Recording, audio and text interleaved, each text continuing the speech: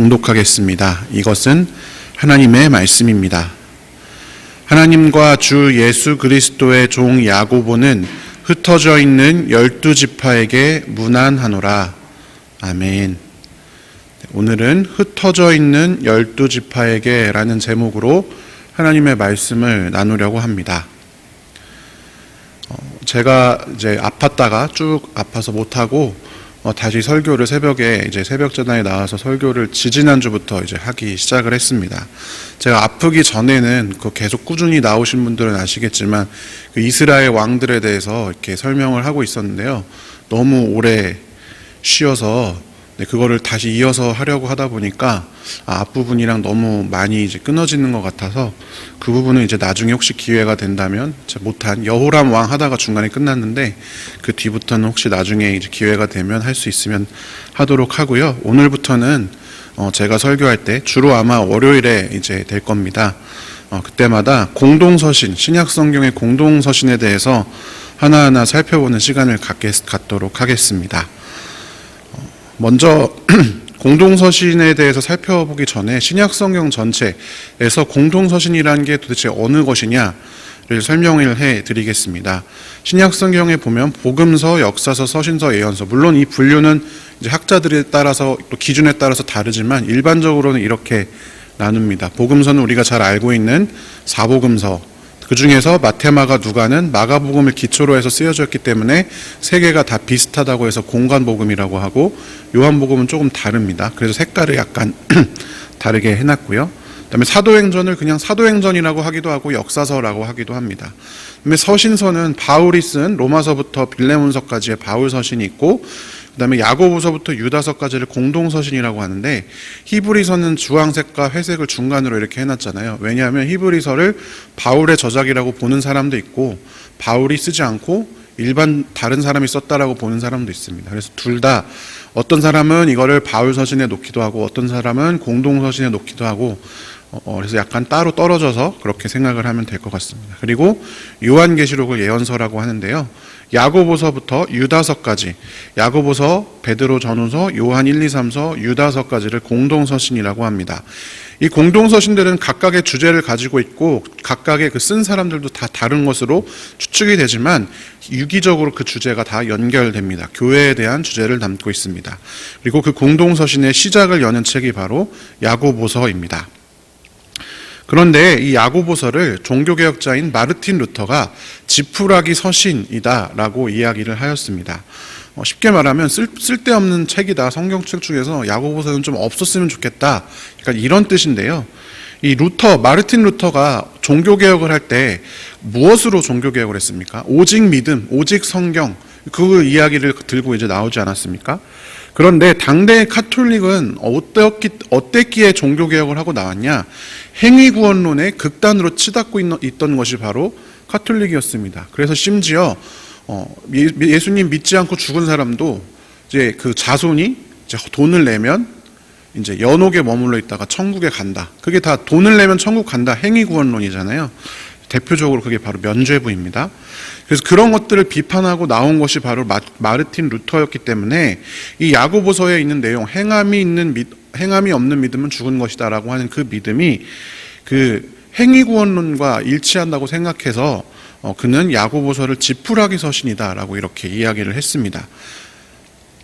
그런데 여러분, 사실 지푸라기라고 하는 것이 그렇게 쓸모없는 것이 아닙니다. 고대부터 사용했던 중요한 재료입니다. 초가집 지붕 다 지푸라기로 되어져 있잖아요.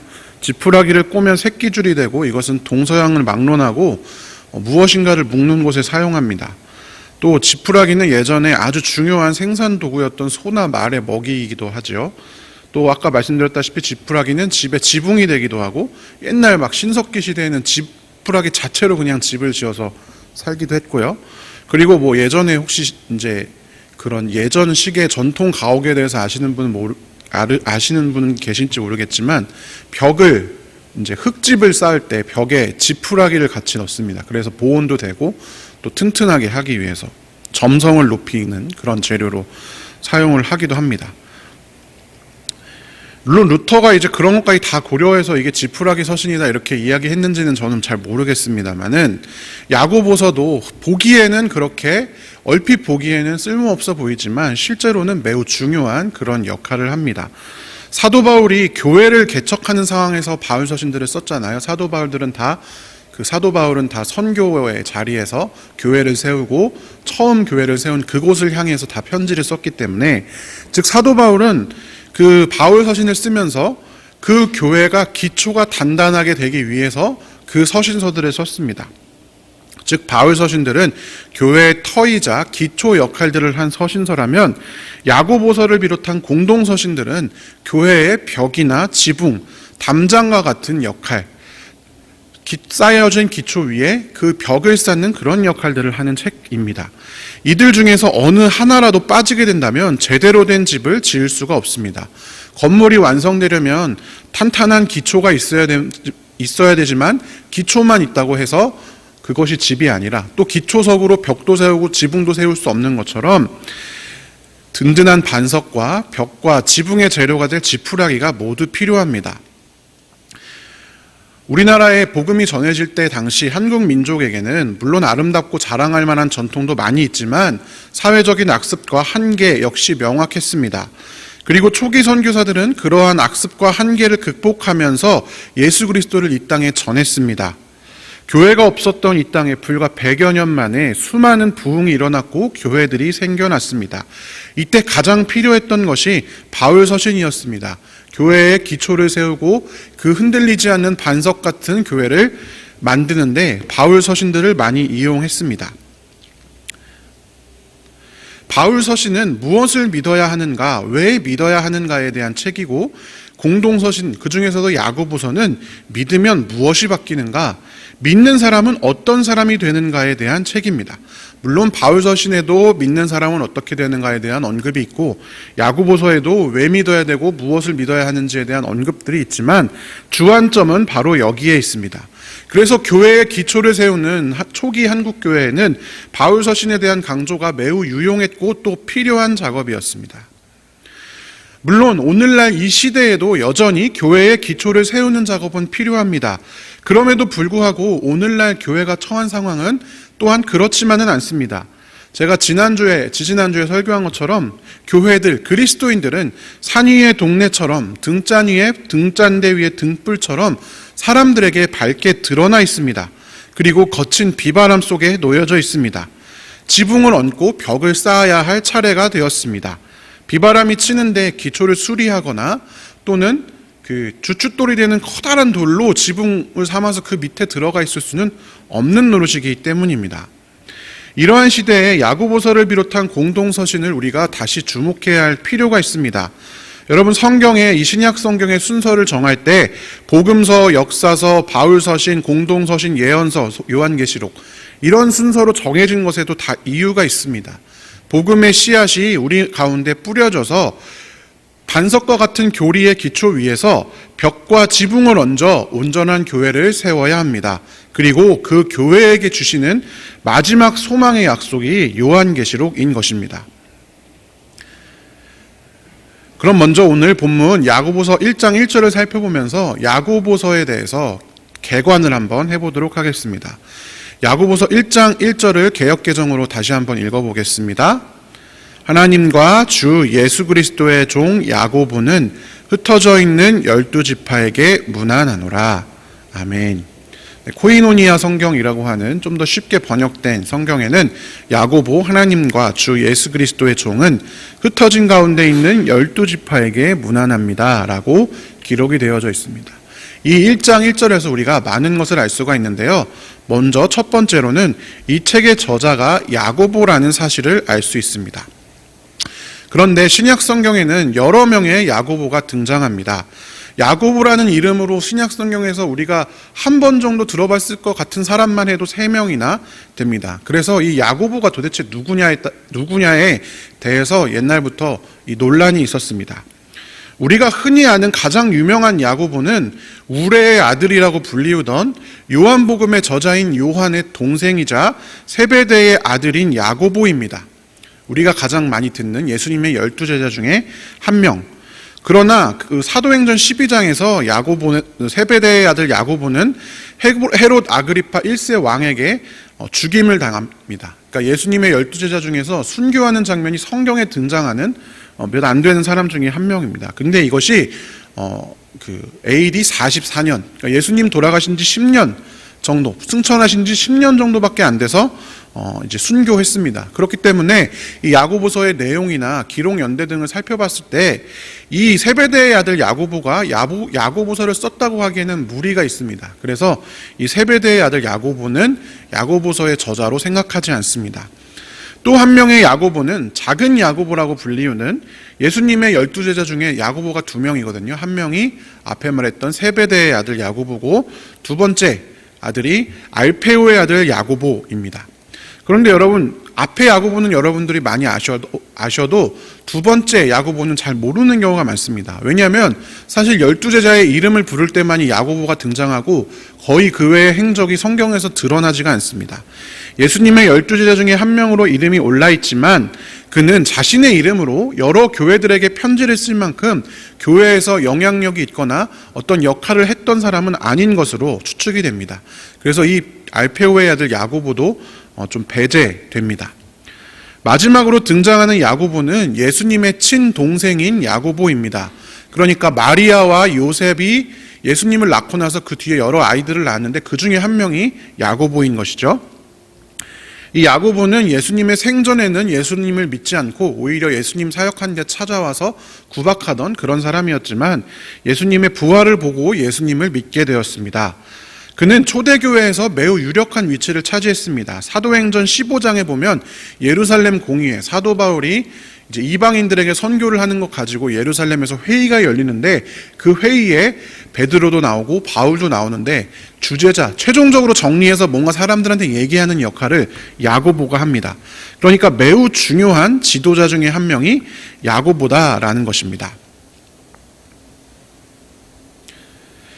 그러니까 이 예수의 친동생인 야고보가 여러 교회들에게 자신의 이름으로 편지를 쓸 만큼 영향력이 있는 인물이었음이 성경에 등장하기 때문에 그래서 많은 사람들이 바로 이 예수의 친동생 야고보를 야고보서의 저자로 추정합니다.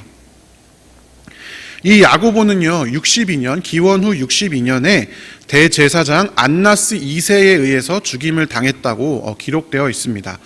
예수님이 십자가에 달리시기 전에 붙잡히시자마자 처음으로 끌려간 곳이 안나스의 집으로 끌려가셨는데 이 안나스 2세는 이 대제사장 그 안나스의 아들입니다. 그러니까 대를 이어서 대제사장직을 물려받으면서 그 유대교를 쥐락펴락했던 그런 사람에 의해서 죽임을 당했습니다. 그렇기 때문에 이 야고보는 이 기존에 있는 예수님과 동일하게 기존에 있는 그런 유대교인들이나 여러 그런 것들에 대한 비판을 또한 야고보서에서 하고 있는 것입니다. 그러니까 이 야고보가 AD 62년, 기원 후 62년에 안나스 2세에 의해서 죽임을 당했기 때문에 이 기록 연대는 기원 후 62년 이전이라고 할 수가 있습니다. 사도 바울이 죽기 전입니다. 사도 바울은 AD 70년경에 순교했다라고 알려져 있는데요. 그러니까 이 야고보서는 사도 바울이 죽기 한 7, 8년 전에 이미 죽었다라는 것이죠. 그렇기 때문에 야고보서는 사도 바울이 쓴 편지에 의해서 영향을 받거나 사도 바울의 편지를 보고서 비판하기 위해서 쓴 그런 글이 아닙니다. 그러니까 야고보의 신학은 사도 바울의 신학과는 다른 관점에서 복음과 구원을 바라보고 있다라는 것이죠. 어느 것 하나가 옳고 어느 것 하나가 그른 것이 아니라 둘 다 양 날개와 같은 역할을 합니다. 상호 보완적이면서 또한 흐름과 강조점이 다른 것입니다. 또한 1장 1절에서 우리는 수신자도 살펴볼 수 있습니다. 흩어져 있는 12지파에게 라고 기록이 되어져 있습니다. 야고보서를 공동서신으로 부르는 이유는 뭐냐면 이 서신이 어떤 교회, 바울은 고린도 교회에게 쓰거나 데살로니가 교회에 쓰거나 아니면 개인에게 쓰거나 이렇게 어떤 특정한 수신자를 정해서 보냈는데 공동서신들은 그렇지 않습니다. 야고보서는 흩어진 12지파에게 이 편지를 썼다라고 기록이 되어 있습니다. 우리는 12지파라고 하면 이스라엘 백성들을 생각하곤 하죠. 그러니까 유대인들에게 이걸 썼나 보다 이렇게 생각합니다. 그런데 야고보서 1장 1절에 나오는 흩어져 있는 12지파는 2장 1절에서 형제들이라는 말로 다시 번역이 되는데, 형제들은 어떤 사람이냐? 영광의 주, 곧 우리 주 예수 그리스도를 믿는, 믿음을 받은 그런 사람들을 형제들, 즉 12지파라고 이야기하고 있습니다. 단순히 유대인들만이 아니라 예수님을 믿는 새 백성을 새 이스라엘이나 아니면 12지파로 지칭하는 것은 사도 바울이나 어떤 요한계시록 같은 부문에도 등장을 합니다. 요한계시록 7장에 보면 예수님이 최종적으로 종말에 각 지파당 12,000명씩 14만 4천 명과 여러 사람들을 모으는 장면이 나옵니다. 이것을 여러분 이용해서 신천지가 14만 4천에 들어가야 된다고 이렇게 이야기를 하죠.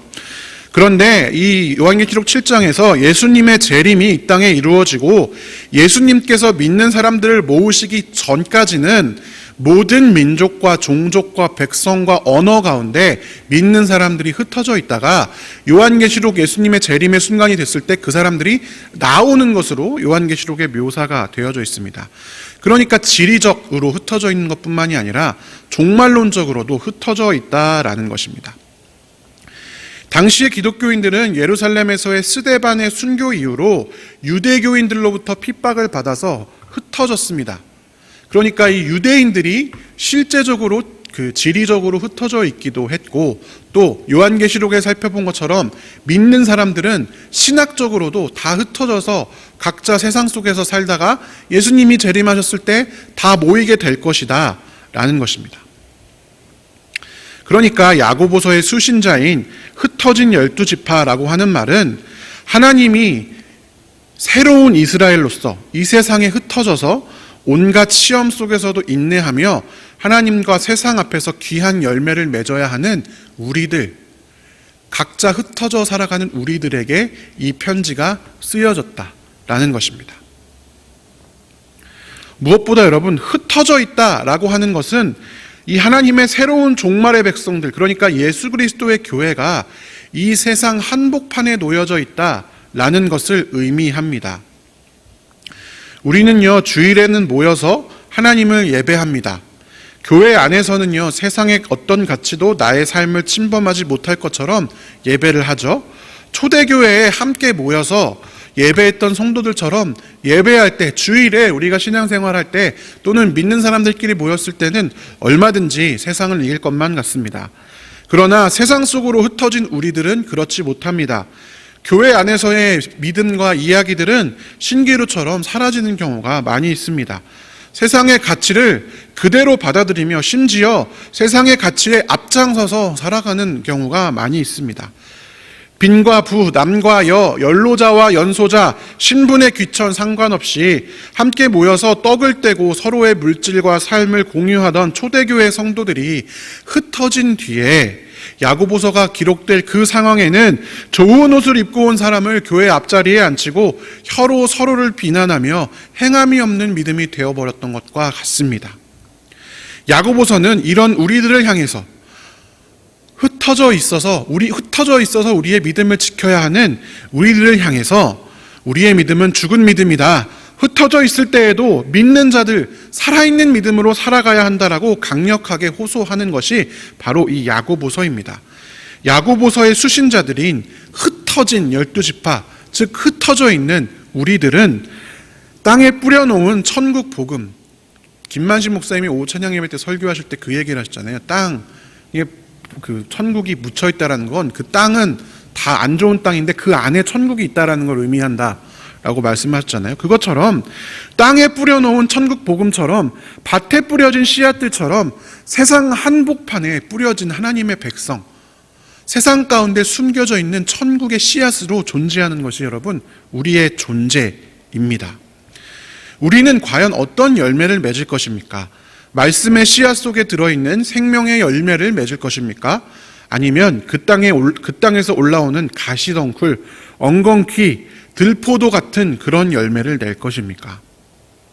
사랑하는 성도 여러분, 우리는 새벽기도 재단에 오늘 이 시간에 모여 있습니다. 그러나 이제 제가 설교를 끝내고 기도하고 음악 틀고 기도하시다 집에 가시면 흩어져서 각자의 삶을 살아가게 됩니다. 그러나 여러분, 그렇다고 해서 우리의 믿음의 삶 역시 흩어져 버려서는 안 됩니다. 흩어져 살아가는 우리들에게 하나님께서 너희들은 천국의 씨앗이다, 너희의 자리에서 천국의 열매를 맺거라 부르시는 그 하나님의 말씀을 간절히 붙드시기 바랍니다. 그리고 이 야고보서의 말씀, 그리고 이어서 내일도 다임 목사님 나오셔서 여러 말씀하시고 주일 설교, 우리의 매일의 말씀을 통해서 우리의 흩어져 있는 일상의 삶들의 승리가 세워지기를 간절히 축원합니다. 우리의 일상에서 승리하는 그런 삶을 살기를 간절히 축원합니다. 함께 기도하겠습니다. 사랑의 하나님 아버지, 감사합니다. 흩어져 있는 우리들을 천국 복음의 씨앗으로 삼아주시고 불러주시고 그것을 위해서 예수님께서 친히 이 땅에 오셔서 세상을 사랑하셨고 십자가에 달리셔서 돌아가시고 부활하여 주시니 감사합니다. 그 핏값으로 사신 귀한 이 씨앗들 그냥 흩어져서 사라져버리지 않게 하시고 우리의 삶이 하나님 앞에 아름다운 성령의 열매를 가득 맺는 그런 사람들 될 수 있도록 인도하여 주시옵소서. 앞으로 야고보서를 상고할 텐데 그때마다 행함이 있는 믿음이 어떤 믿음인지 기억하게 하시고 또한 우리의 매일의 삶의 말씀 가운데 승리하는 삶 될 수 있도록 주님 인도하여 주시옵소서. 오늘도 이 시간 인생의 실존적인 고민들, 여러 가슴 아픈 기도 제목들 가지고 나온 귀한 성도들 주님께서 기억하여 주시고 우리의 부르짖음을 들어주시고 우리 삶 가운데 하나님의 뜻대로 응답하여 주시옵소서. 감사드리며 살아계신 예수님의 이름으로 기도하옵나이다. 아멘. 우리 주여 믿습니다. 3번 부르짖고 기도하고 돌아가겠습니다. 주여 믿습니다. 주여 믿습니다. 주여 믿습니다.